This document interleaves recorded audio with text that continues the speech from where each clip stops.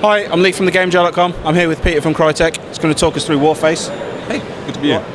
First things first, I mean, probably easiest question, what is WarFace? Easiest answer would be a core Crytek quality FPS shooter.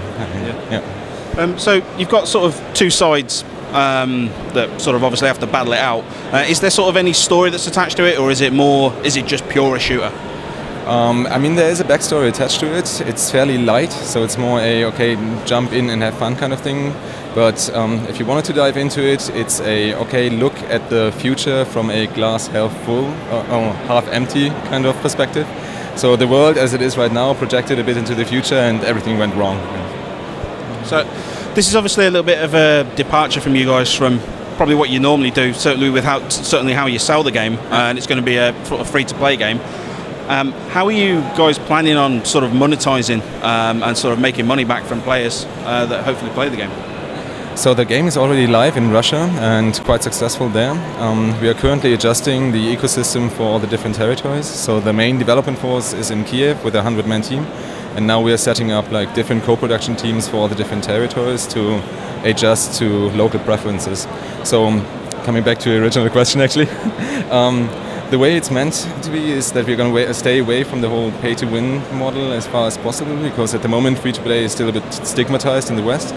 So how we're going to do that is everything that you can actually get in the game item-based, you can either get for soft currency or for hard currency, so every item is going to be for free, so to say. And everything that you can pay hard money for, or real money for, is going to be convenience features like experience boosters, resurrection coins, bundles of items, all this kind of stuff. I mean, obviously you're running on your almost legendary engine now. Thank you. And sort of for a free-to-play game, obviously you've always got this thing of, can it run Crysis? Yeah. Dialing that down to make the game as accessible to everybody as possible, like how far down the scale do you actually go before you can start playing the game? Yeah, I mean, we were still kind of proud of the whole Can It Run Crysis thing, so it's kind of a badge of honor.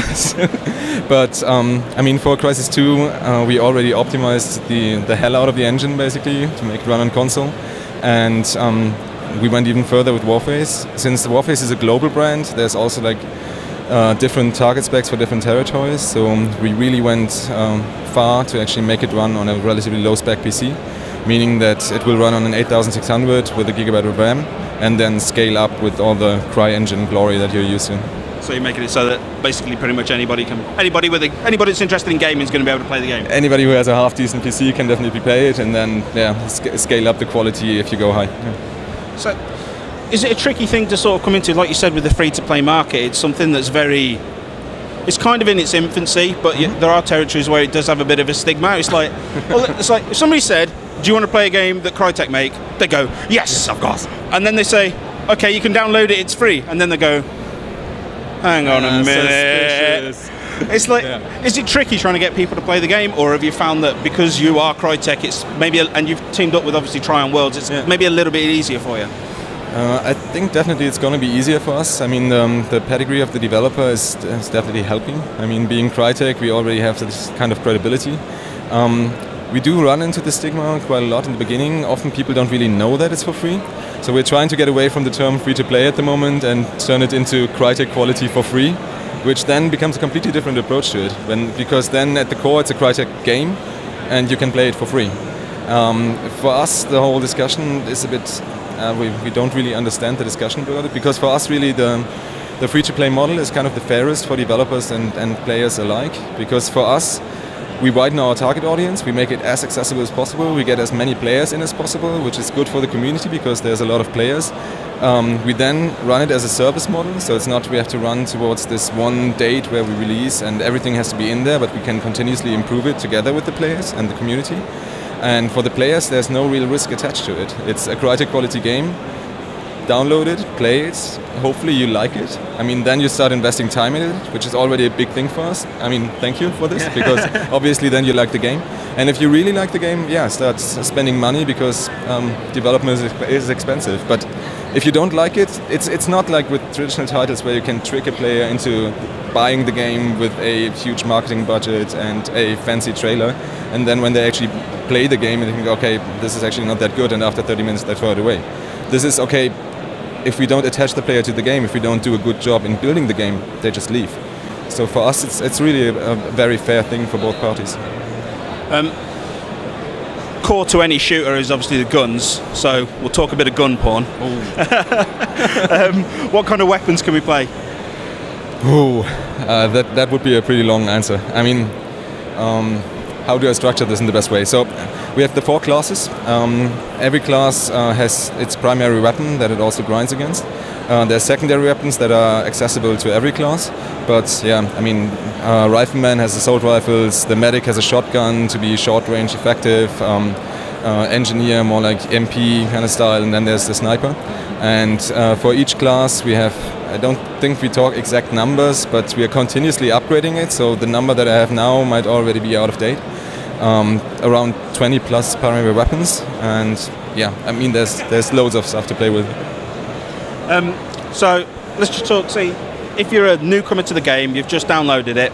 What's a good way to go to sort of your start? Just your first sort of hour. What's a good way that's going to give you a good setup so you can get the most out of the game? That's actually a fun question. So, as said before, like accessibility, removing every potential barrier is kind of our main goal for this game. And we went pretty far on the design side as well. So what we see players do at the moment quite a lot in Russia is we have the 5-player co-op and we have the competitive mode. And what players do is they come in for the daily mission, because there's a new, fresh daily mission every day. Like every day you come in, you actually get a new mission. They play with their friends on this daily mission and then switch over to competitive once they feel comfortable with the game. So the idea is, if you actually join a competitive game rather late in the life cycle, or even only 3 months in the life cycle, it can be very hard and frustrating to get in, because there's so many really good players around that already know how to handle the weapons and everything. But since we have co-op, if you fail in this, then you fail together with your friends, and becomes kind of a positive experience, because it's more okay, let's try again, let's get in there and do it. So again, to answer your question, like, go into co-op, play it, get comfortable with the game, have fun with your friends, and then once you feel comfortable with the game, move over to competitive and then repeat. What's your current setup? For the game, you mean? Yeah, for the game. Like what class? What class do you rate guns? So I like automatic shotgun. I play as a medic usually, which probably comes with the job. Like as a producer, it's all about the team supporting and reviving people once they're down. Yeah, like when people are down after crunch time, like getting them up to speed again. So yeah, automatic shotgun medic. Cool. Yeah. Well, Peter from Crytek, thank you very much for taking the time to talk to us. Thank you very much. Thank you. Ciao.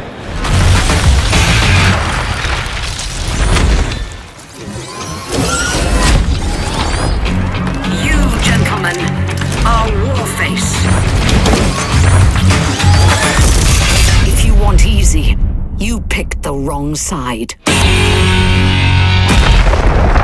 Achieved with CryEngine 3.